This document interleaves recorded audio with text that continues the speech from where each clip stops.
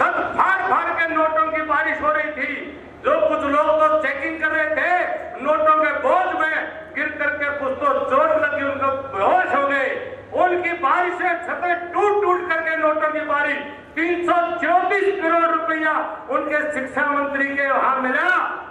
ममता दीदी उसका तो जवाब देती नहीं, कहती है लोकतंत्र खतरे में है, लोकतंत्र खतरे में। संदेश खाली में बंगाल में बहनों की अस्मत को, इज्जत को लूटने का सरेआम एक गुंडा करता रहा। सैकड़ों महिलाएं सड़कों के ऊपर अपनी इज्जत की दुहाई दे करके अपनी सुरक्षा की मांग करती हुई दिखाई दी, लेकिन तब ममता दीदी को लोकतंत्र और संविधान ध्यान में नहीं आया।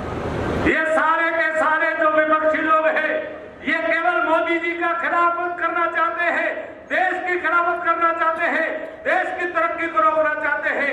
अगर इनका लोकतंत्र में अगर कोई विश्वास होता, अगर इनका लोकशाही में कोई भरोसा होता, अगर इनकी जनतंत्र में कोई श्रद्धा होती, तो इस देश के अंदर परिवारवाद कभी नहीं पनपता। इनकी पार्टियों में लोकतंत्र नहीं। इस कांग्रेस पार्टी जो हिंदुस्तान की सबसे पुरानी पार्टी, 140 करोड़ लोगों की राजनीति करने वाली पार्टी, अगर एक परिवार के कब्जे में है, तो क्या वो लोकतंत्र है?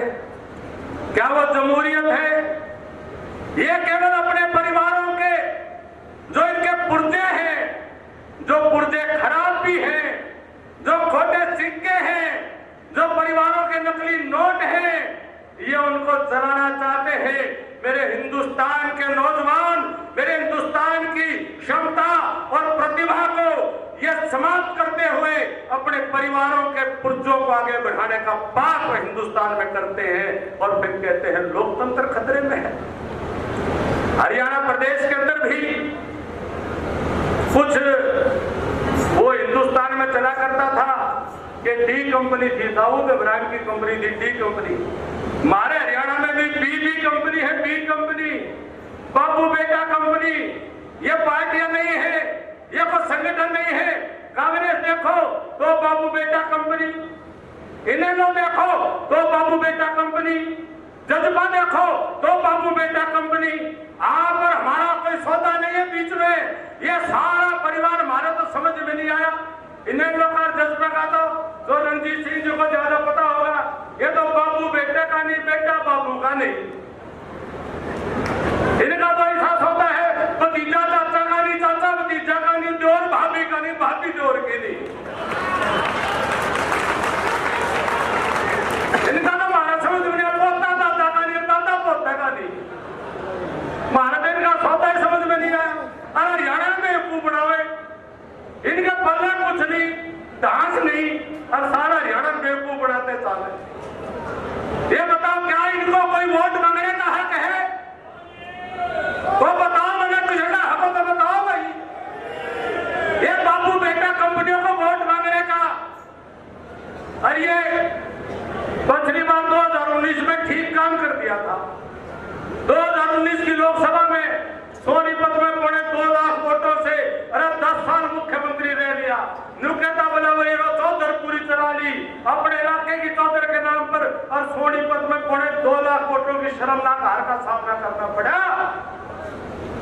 और इनकी बात तो सोनीपत में भी पीछा छुड़ा गया, बोला मैं सोनीपत की तरफ नहीं जाऊंगा। और भाई किसी तरह से एक सीट बचाने की जरूरत में लगे हैं। सोनीपत छोड़ दिया, वो हरिद्वार से बाबा ले आया। अब कोई हार के भी जाएगा तो कोई नाराज नहीं होगा, कोई बात नहीं जानते। ले सोनीपत छोड़ करके रोहतक की लड़ाई, और रोहतक वाला नुके सिरसा में बोले भाई कांग्रेस वाले जो भी उसका ग्रुप है, ग्रुप तो क्या है, गिरोह है, ये गैंग है, उनका जो बीबी कंपनी का जो गैंग है वो सिरसा में जो है बहन जी के खिलाफ लग रहा है। इनका कोई आपस में सिस्टम ही नहीं है, ये आपस में लड़ाई लड़ने वाले लोग। ये बताओ मेरे हरियाणा का क्या भला करेंगे? मेरे हरियाणा के किसान का, मेरे हरियाणा की मातृशक्ति का, मेरे हरियाणा के नौजवानों के भविष्य का निर्माण कैसे करेंगे? मेरे हरियाणा के गरीब को, दलित को, पिछड़े को, शोषित को, वंचित को, उनके कल्याण का काम ये कैसे करेंगे? ये तो अपने कल्याण करने में लगे हुए। इनके तो हाथा में खुजली हो रही है, बोला कुकर बात बन जा। ये तो चक्कर में बैठे हैं हरियाणा को लूटने का काम करे। 2019 का जो चुनाव का परिणाम था, बापू बेटा समेत और जितने दूसरी पार्टी वाले थे, इन सबका बोरिया बिस्तर बंद कर दिया था। साथियों, इस बार भी हरियाणा प्रदेश की 10 कमल के फूल खिला करके, फिर मोदी जी की झोली में डाल करके और फिर चंडीगढ़ के अंदर नायब सिंह सैनी जी को दोनों हाथ उठा करके आप भरोसा दिला दो कि भाई दिल्ली की तो काम करे दिया और चंडीगढ़ तक की तैयारी है, कोई कमी नहीं रखेंगे किसी को। चंडीगढ़ की तैयारी पिछली बार भी खूब थी, हमारे नानोल के साथियों ने पूरा जोर लगा रखा था, लेकिन हमारा 2019 की लोकसभा के बाद विधानसभा के चुनाव में हमारा इस आसपास के इलाके में थोड़ा सा एक चक्कर सी घूम गया, थोड़ा सा लोग आ गए जसू वहां से थोड़ा बहुत घूम गया और फिर हमारा बखानिया घड़े आ गए, थोड़ा उनके जो है वो क्या हमारा दादा बड़ा सौदा के में नहीं था, अरे सौदा के में नहीं था, लेकिन वो खोपर है, खोपर के और के में बराती कराती आगे और हमारे नानों में तो 24 ही घुमा के चले गए। घुमाई थी नहीं घुमाई थी, घुमाई थी नहीं घुमाई थी, वो चाबी घुमाइए। वो कुर्सा गाड़ा आया करता, बोला हम तुम्हें एक कमरे में बंद हो जाए, चाबी खो जा, वो चाबी घुमानिया भी और सारे वोट लेनी भी, वो कमरा हो गया बंद, अरे चाबी कहीं घूमे, अरे के नेतृत्व में जोर लगाने वाला भारतीय जनता पार्टी जिंदाबाद। साथियों, अब सब मिलकर के ये हरियाणा प्रदेश का आज तक का इतिहास है, जिसकी सरकार दिल्ली में बनती है। ये मई का महीना है, जून में परिणाम आ जाएगा और जून में मोदी जी शपथ लेंगे, 400 पार के बहुमत के साथ शपथ लेंगे और हरियाणा का इतिहास है, आज तक कभी हरियाणा के इतिहास में नहीं हुआ। जिसकी सरकार दिल्ली में है, उसे की सरकार चंडीगढ़ में बैठा करती है। तो मोदी जी को बना लो, मोदी जी को जिता लो और अपना भविष्य भी सुरक्षित कर लो, ये आपको भरोसा देते हुए साथियों, मैं एक साथी से निवेदन करूंगा कि 25 मई की शाम तक आप सब कमल के फूल के सिपाही बन करके, मोदी जी के सिपाही बन करके, चौधरी रणजीत सिंह जी हमारे प्रत्याशी, हमारे उम्मीदवार हैं, बहुत अनुभवी नेता है, बहुत अनुभवी व्यक्ति, बड़े सज्जन व्यक्ति हैं, बड़े अच्छे स्वभाव वाले व्यक्ति हैं।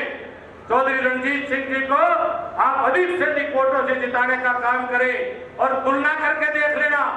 मैं उस दूसरे उम्मीदवार के बारे में ज्यादा कहना नहीं चाह रहा था, लेकिन एक बात दोनों की फोटो देख करके देख लेना, उससे तो आज भी ये घड़े जवान लागे हैं, कुछ भी बात, उससे तो आज भी मजबूत लागे हैं और उसके पल्ले कुछ नहीं है। वो तो मेरा के है मेरे मुंह से ना को के है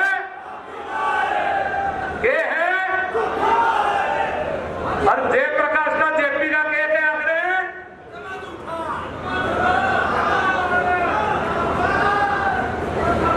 मन बोलने की जरूरत तो नहीं है। अब फिर बकाई माओगे, अब फिर वो सुए लाओगे, फिर सुए के चक्कर में पड़ोगे। 25 मई तक अपने आप को जगा कर रख लेना, 25 मई तक खुली आंखों से अपनी लड़ाई पर लड़ लेना।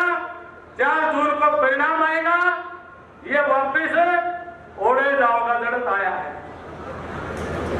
जड़त आया है भाई साहब। लोकसभा के कामों की लिस्ट देखो ना बाबा, नाम लूम तो कोई सा काम का हो तो मैं देख ला, बकांदन हो गए कई साल अक्षय रमेश जी, मेरा कौन सा काम का है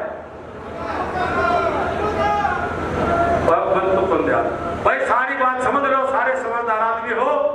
बस नायब सिंह सैनी जी हमारा सौभाग्य है, हमने इनको 25 सालों से संगठन में काम करते हुए देखे। बहुत ही ईमानदार, बहुत सच्चे आदमी और बहुत धोखा देने आदमी नहीं है, साथ देने आदमी और गरीब के हमदर्द आदमी, सामाजिक आदमी है। इनके मन में पेट पाप नहीं है।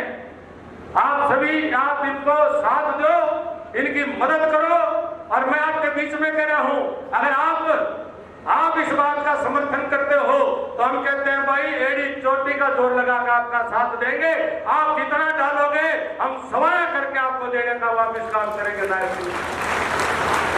एक बार जोर से दोनों हाथ उठा करके नायब सिंह जी का समर्थन करें। आप सभी का बहुत बहुत धन्यवाद।